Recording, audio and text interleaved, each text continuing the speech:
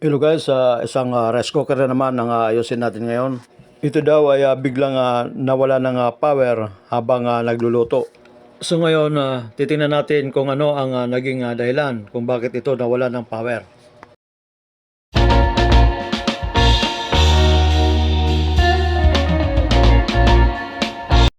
So dito guys, itatry natin i-plug para ma-confirm kung talaga ito ay nawala ng power.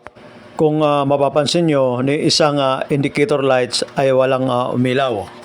Dapat yan na pag-plug natin ng ating rice cooker ay iilaw itong warm indicator light. Ngayon, i-unplug muna natin bago tayo mag-troubleshoot. Unang gagawin natin ay pre-press natin itong kanyang magnetic temperature switch. Minsan ay tinatawag din itong temperature limiter. Kapag ito'y mahina na yung spring, isa ito na nagiging dahilan na kung minsan ay nahihilaw yung sinaing natin. Minsan naman nag-o-over temperature yung rice cooker natin. Base sa pag-check natin, ito ay mahina na yung spring. So dito guys, kailangan natin buksan. Dahil ito ay jar type na rice cooker, isa lang ang screw nito.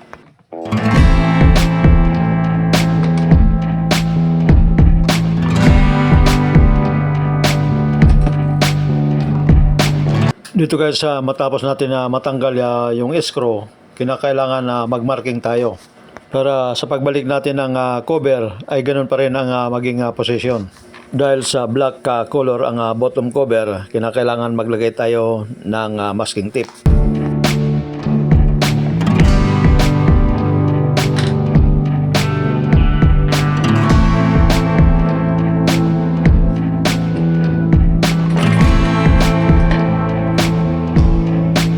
Dito ay kukuha lang tayo ng panungkit. Yung ginamit ko dito ay maliit na screwdriver. Naka-snap lock yung palibot ng cover nito kaya dahan-dahan lang yung sungkit. Dahan-dahan lang ang pag-angat ng cover para hindi tayo matputulan ng terminal. So yan na guys ang loob ng rice cooker natin. Kung mapapansin nyo yung loob ng rice cooker natin ay mayroon siyang iilan na wiring connection. Ang rice cooker natin ay mayroon na 5 mahalagang parts para gumana or uminit ang heating element natin. Una, yung heating element plate. Ito ay 220 volts at nag-reference ito ng 300 to 1,500 watts. Iyan ang terminal ng heating element. Pangalawa, yung kanyang magnetic temperature switch. Yan ang ibabaw at yan naman ang ilalim ng ating magnetic temperature switch. May spring yan sa loob at magnet, kaya tinatawag yan na magnetic temperature switch. Ang pangatlo ay ang lever switch. Yan ang pinipress natin na switch at yan ay may contact point yan sa loob. Yan ang tumutulak sa magnetic switch at nagpapagana ng heating element. Pang-apat, itong tinatawag na thermistor. Minsan ay tinatawag din itong heat thermostat warm plate. Ang gamit yan, yan ang nagpapain-in ng sinaing natin. At yan din ang nagpapanatiling mainit sa ating sinaing. Minsan ito ang nakalagay dyan, yung thermostat. Pang-limang parts ng ating rice cooker ang tinatawag na thermal fuse. Ang gamit nito ay proteksyon ng ating rice cooker kung sakali ito ay mag-overheat. Kung mapapansin nyo, ito ay may ampere rating at voltage rating. Nandyan din nakalagay ang kaya niyang temperature. Kung makikita nyo, ang nakasulat dyan ay 185 degrees centigrade. Na kapag lumampas dyan, ang fuse natin ay bibigay. Ang location ng fuse natin ay nasa gilid. Nakakonek yan mula sa power supply papunta sa ating heating element. Pangalawang gagawin natin ay i-check agad natin itong thermal fuse dahil ito ang madalas bumigay sa rice cooker. Isit lang natin yung tester ng times 10 ohms. Yan guys, naka times 10 ohms tayo.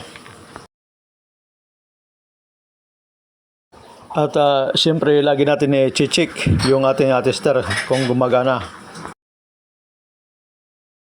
Ang pag-check ng fuse ay simple lang naman. Mula sa power supply papunta dito sa terminal ng heating element. Kung mapapansin nyo guys ay walang palo yung tester natin. So ibig sabihin ay busted itong fuse. So ito yung dahilan kung bakit nawalan ng power itong rice cooker. Ngayon ay kailangan natin na tanggalin yung thermal fuse para palitan. Sa pagtanggal nito ay iingatan yung terminal ng heating element na hindi maputol. Minsan ay mahirap tanggalin yan yung tornilyo. Kaya kinakailangan alalayan ng electrical pliers.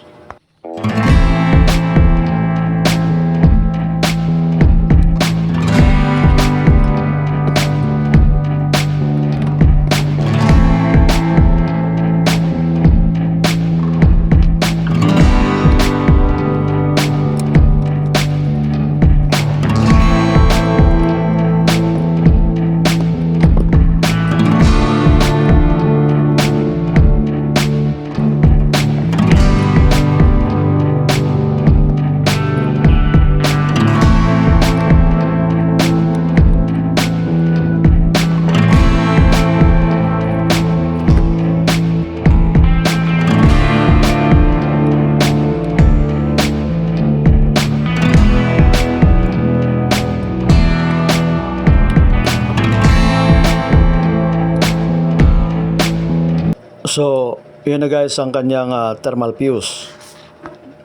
Ngayon ay titester rin ulit natin.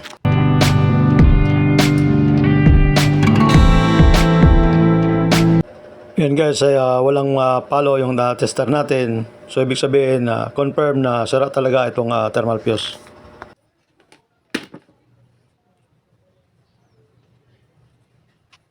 Ngayon ay kinakailangan natin na testerin itong thermistor or thermostat heater warm plate. Titingnan natin kung okay pa.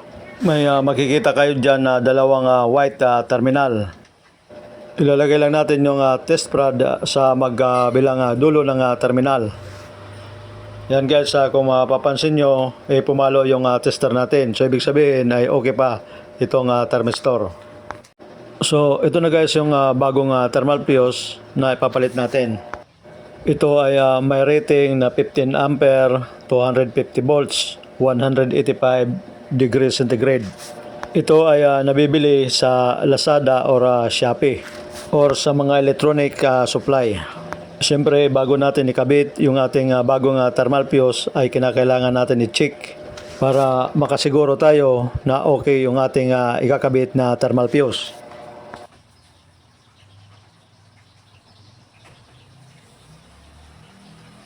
Yan guys, kung makikita nyo, yan ay pumalo yung tester natin. So ibig sabihin ay good itong fuse na ikakabit natin. Bago natin ikabit yung thermal fuse, papalitan muna natin itong magnetic temperature switch. Ito ay nabibili rin sa Lazada at Shopee. Dahil ito ay mahina na yung spring, kinakailangan ng palitan. At kapag nagmalfunction ang magnetic temperature switch, hindi na ito nag-automatic cut off. Dahil dito, patuloy na tumataas ang temperatura at nagiging dahilan ng pagputok ng thermal fuse. So, ganito lang ang pagtanggal niyan. Tutupin nyo lang yung lock ayon sa butas ng lever switch hanggat sa lumusot yung lock sa lever switch.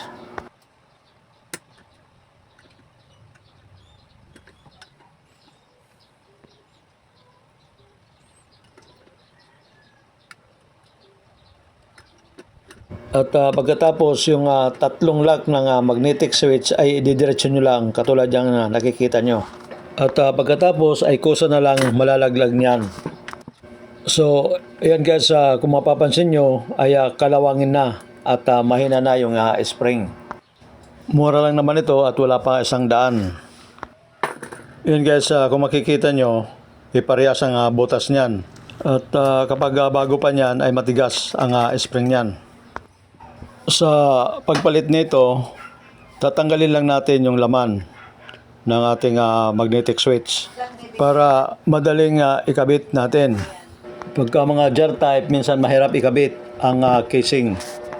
So, yan na guys ang ating magnetic switch. I-insert lang natin yan sa ilalim. Makikita naman natin yung butas ng ating casing ng magnetic switch at butas ng lever switch. So, itatapat lang natin dyan sa mga butas na yan.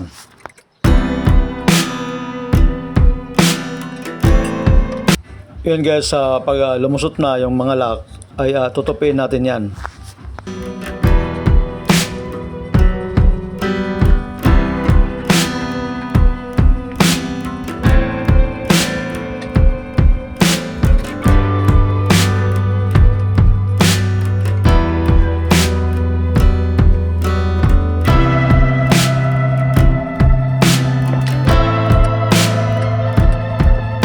Kapag okay na yung lock ng magnetic switch, dito naman natin ilalagay yung lock sa lever switch.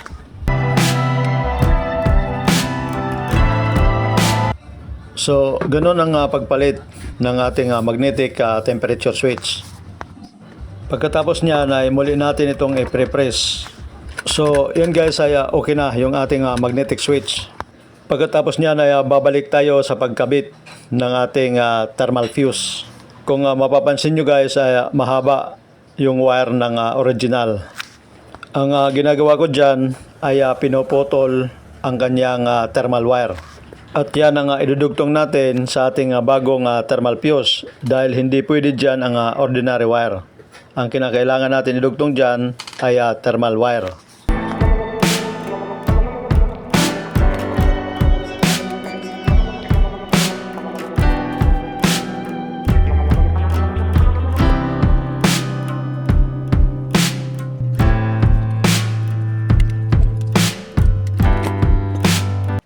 Sa pagdugtong nito, kinakailangan natin i-twist ng maigi para maiwasan ang loss sa connection.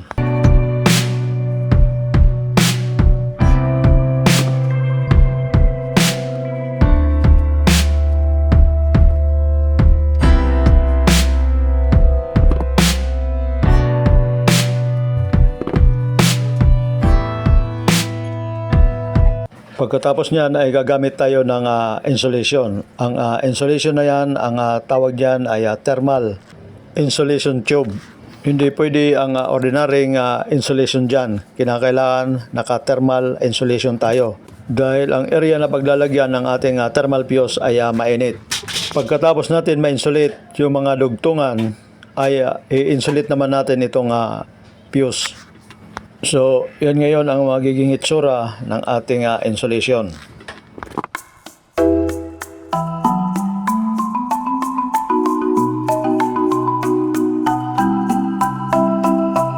Kung mapapansin nyo, may red wire na terminal na kasama. Iyan ay terminal ng indicator light.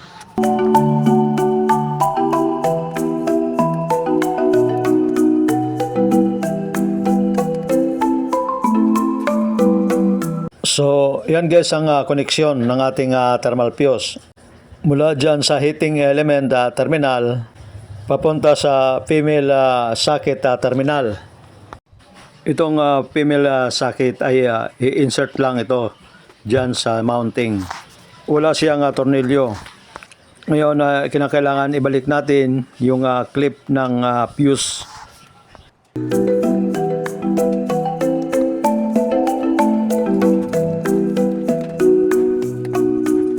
Sa pagbalik ng bottom cover, hanapin lang natin ang ating marking. So, yan guys ang position ng ating bottom cover.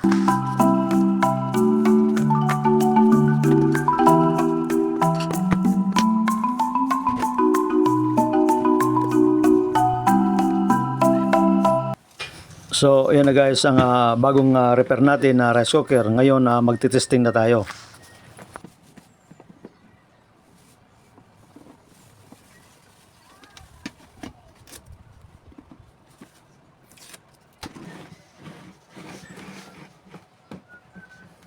Yan guys, nakaposition na yung ating rice cooker. Ngayon, i-plug na natin. Kung mapapansin nyo, umilaw kaagad yung ating warm indicator. Ibig sabihin yan, may pumasok na voltahe. Ngayon, pag i-press natin yung switch, kailangan iilaw yung cook. Ngayon, pag nag-automatic cut off ang ating rice cooker, kailangan iilaw yung warm. Ganun po gumagana ang ating rice cooker. Ngayon, kung sakali pag plug nyo ay umilaw yung cook, ang ibig sabihin yan ay may problema ang ating rice cooker. Maaaring mag-overheat or kung hindi bumigay yung thermal fuse ay masusunog yung sinaing natin. So, kinakailangan ganito ang magiging operation ng ating rice cooker. Hanggang dito na lamang guys. Maraming salamat sa inyong panonood. Bago ko tapusin ang video kong ito, shoutout muna kay Noni Garcia, kay Kois Repair and Tutorial, kay Lemuel Kumpas, sa iyo din Ronald D. Farmboy, kay Kajorne. Shoutout din sa iyo Teletica Chair. Sa iyo din Inting 63 TV Vlog. Shoutout din sa iyo LNL Raya Jubo Disu. At sa iyo din Anditik. Maraming salamat guys sa inyong panonood at suporta. Sa iba kong hindi nabanggit ay sa susunod na lang.